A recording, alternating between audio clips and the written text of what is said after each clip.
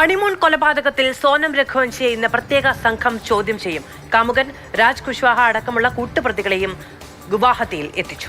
എല്ലാ പ്രതികളെയും ഇന്ന് കോടതിയിൽ ഹാജരാക്കുമെന്നാണ് അറിയുന്നത്. അർജുൻ പീതാംബരൻ ഡൽഹിയിൽ നിന്നും വിവരങ്ങളുമായിട്ടുണ്ട്. അർജുൻ, ഞെട്ടിപ്പിക്കുന്ന ഒരു കൊലപാതകമായിരുന്നു. അതിന്റെ ഈ വിവാഹത്തോടനുബന്ധിച്ചുള്ള ദൃശ്യങ്ങളൊക്കെ കഴിഞ്ഞ ദിവസങ്ങളിലൊക്കെ ബന്ധുക്കൾ പുറത്തുവിടുന്നത് കാണുമ്പോൾ എങ്ങനെ ഇത് സംഭവിച്ചു എന്ന അത്ഭുതമാണ് ആളുകൾക്കുണ്ടാവുക. എന്താണിപ്പോൾ പോലീസ് വ്യക്തമാക്കുന്നത്? എങ്ങനെയാണ് നടപടികൾ മുന്നോട്ട് പോകുന്നത്?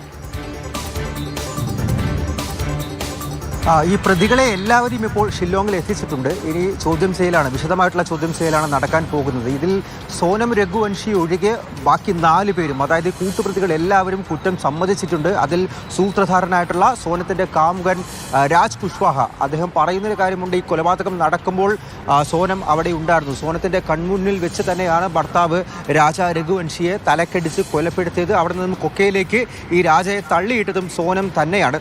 ഈ കാര്യങ്ങളെല്ലാം തന്നെ മൊഴികളായി പോലീസിന് മുന്നിലുണ്ട്. മാത്രമല്ല പല ഡിജിറ്റൽ തെളിവുകളും CCTVയും അടക്കമുള്ള കാര്യങ്ങളും പോലീസിന് മുന്നിലുണ്ട്. ഇനി വിശദമായിട്ടുള്ള ചോദ്യം ചെയ്യലും എങ്ങനെയാണ് ഈ കൊലപാതകം നടത്തിയത് എന്നുള്ള കാര്യങ്ങളിൽ ഒരു വ്യക്തത വരേണ്ടതുണ്ട്. അതിൻ്റെ കാര്യങ്ങളാണ്, അതിൻ്റെ ഭാഗങ്ങളായിട്ടുള്ള നടപടികളാണ് ഇനി മുന്നോട്ട് പോകുക. ഇതുവരെയും ഉത്തർപ്രദേശ് പോലീസും ബീഹാർ പോലീസും അതുപോലെ മധ്യപ്രദേശിലെ ക്രൈംബ്രാഞ്ചുമാണ് ഈ പ്രതികളെ ചോദ്യം ചെയ്തിരുന്നത് എങ്കിൽ ഇനി മുതൽ ഈ ക്രൈം നടന്നത് മേഘാലയയിലാണ്, ഷില്ലോങ്ങിലാണ്.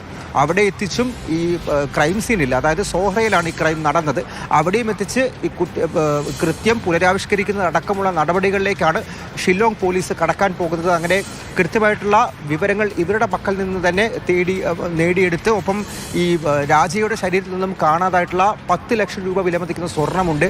അതിൻ്റെ കാര്യങ്ങൾ അതെല്ലാം വീണ്ടെടുക്കേണ്ടതുണ്ട്. ഒപ്പം തന്നെ എന്തിന് കൊലപാതകം നടത്തി എന്നുള്ളതിൻ്റെ കൃത്യമായിട്ടുള്ള കാരണം ഇവരുടെ ഭാഗത്തു നിന്നും ഉണ്ടാകണം. നിലവിൽ ഈ കാമുകനൊപ്പം ജീവിക്കാൻ വേണ്ടിയിട്ടാണ് ഈ രാജയെ കൊന്നൊഴിവാക്കിയത് എന്നുള്ള ഒരു നിഗമനത്തിലേക്ക് പോലീസ് എത്തിയിട്ടുണ്ട്. പക്ഷേ അത് കുറച്ചുകൂടി അതിൽ വ്യക്തത വരേണ്ടതുണ്ട്. അത്തരത്തിലുള്ള കാര്യങ്ങളാണ് മുന്നോട്ട് പോകുക. എന്തായാലും 7 ദിവസത്തെ ട്രാൻസിറ്റ് കസ്റ്റഡി ഈ പ്രതികൾക്കെതിരെ നിലവിൽ പോലീസിൻ്റെ പക്കലുണ്ട്. ഇന്ന് പക്ഷേ ഇവരെല്ലാവരും കോടതിയിൽ ഹാജരാക്കും. കൂടുതൽ കസ്റ്റഡി ആവശ്യപ്പെടും. കസ്റ്റഡിയിൽ വാങ്ങിയ ശേഷം വിശദമായിട്ടുള്ള ചോദ്യം ചെയ്യലിലേക്കാണ് കടക്കാൻ പോകുന്നത്.